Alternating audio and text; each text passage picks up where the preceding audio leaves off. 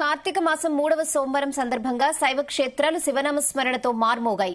శ్రీకాకుళం జిల్లాలో ప్రముఖ శైవ క్షేత్రాల్లో నగరంలో ఉమారుద్ర కోటేశ్వర ఆలయం, భీమేశ్వర ఆలయం, రావివలసలోని ఎండల మల్లికార్జున స్వామి ఆలయం, శ్రీ ముఖిలంగంలోని శ్రీముఖ లింగేశ్వర ఆలయాలు భక్తులతో కిటకిటలాడాయి. వేకువజాము నుంచే పరమేశ్వరుడికి ప్రత్యేక పూజలు, అభిషేకాలు నిర్వహించారు. సోమవారం సందర్భంగా వేలాదిగా భక్తులు తరలివచ్చారు. శివనామస్మరణతో శైవ క్షేత్రాలు మార్మోగాయి.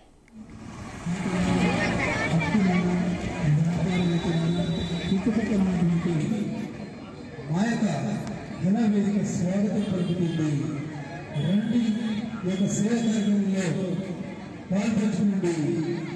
ఎందుకంటే ప్రతిరోజు ఎన్నో కార్యక్రమాలు చేస్తుంటారు.